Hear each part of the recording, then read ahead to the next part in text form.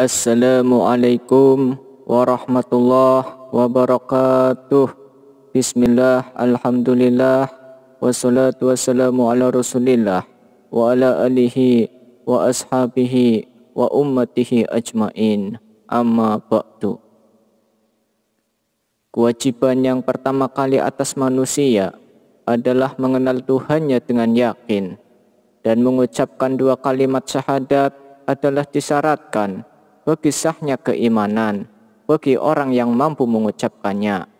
Jika ucapan tersebut dibenarkan atau diyakini oleh hati dan dengan diikuti oleh amal, maka iman itu bisa berkurang jika bermaksiat dan bisa sempurna bertambah jika melakukan ketaatan. Maka jadilah engkau selalu dalam pertambahan daripada keimanan dan orang yang selalu memperbarui ketaatan hati, dengan memperbanyak sholat dan ketaatan-ketaatan, dan dengan meninggalkan segala yang menjadi kesenangan atau syahwat nafsu.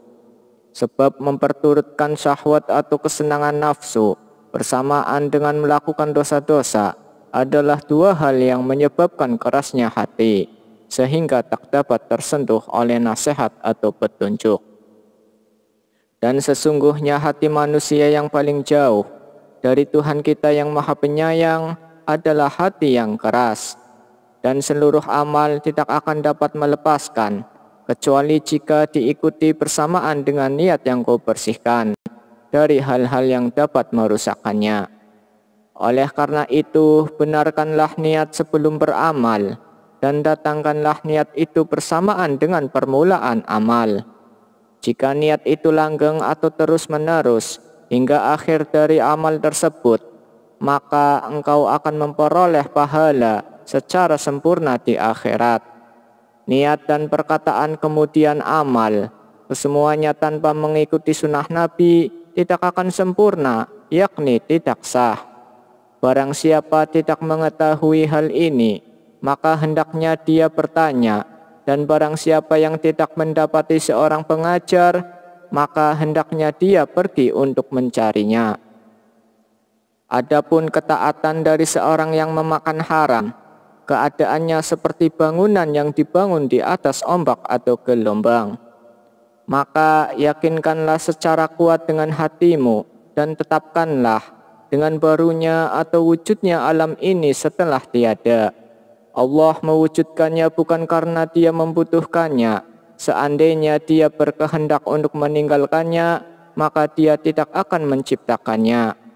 Dia melakukan apa yang dia kehendaki, dan tidak ada yang menyamainya di antara semua makhluk. Kekuasaannya berlaku atas segala yang dikuasai, dan ilmunya meliputi segala yang diketahui. Dia sendirian dalam penciptaan dan pengaturan, Maha suci dari sesuatu yang menyerupai dan menyamai. Dia maha hidup, maha berkehendak, maha kuasa, maha mengetahui. Dia memiliki sifat kekal, mendengar dan berfirman. Firman-Nya bersifat qadim, terdahulu, seperti sifatnya yang lain, dan tidak menimbulkan suara yang didengar pada diri orang yang diajaknya berbicara. Kalamnya ditulis di Lauhil Mahfud dan dengan lisan dibaca sebagaimana dihafalkan dengan pikiran. Dia mengutus para rasulnya dengan mukjizat-mukjizat yang jelas kepada makhluk dan mengagumkan. Dan dia mengkhususkan di antara para rasulnya Nabi Muhammad SAW, maka tidak ada nabi setelahnya selamanya. Dia mengutamakan beliau SAW atas seluruh makhluknya yang lain, sebab beliau SAW adalah yang diberi izin untuk memberi syafaat, dan beliau adalah kekasih Allah Ta'ala.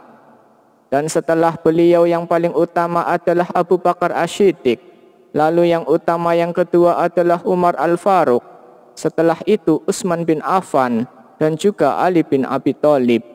Lalu urutan berikutnya ialah 6 orang sahabat yang tersisa, lalu para sahabat Ahlil Badar, dan Asy-Syafi'i dan Malik, serta Nu'man bin Sabit, yakni Abu Hanifah, juga Ahmad bin Hambal, serta Sufyan. Dan selain mereka dari para imam, mereka semua berada di atas petunjuk, sedangkan perbedaan pendapat di antara mereka adalah rahmat. Adapun para wali memiliki karomah yang bertingkat-tingkat dan tidak berhenti pada batasan mendatangkan seorang anak tanpa ayah. Dan tidak boleh bagi kita selain karena alasan kekafiran untuk keluar atau membelot, memberontak atas pemerintahan yang sah, kecuali jika mereka melakukan kekafiran yang jelas.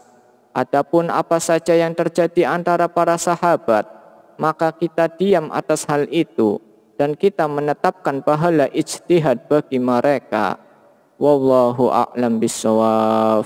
Subhanakallahumma wa bihamdika asyhadu an la ilaha illa anta astaghfiruka wa atubu ilaik.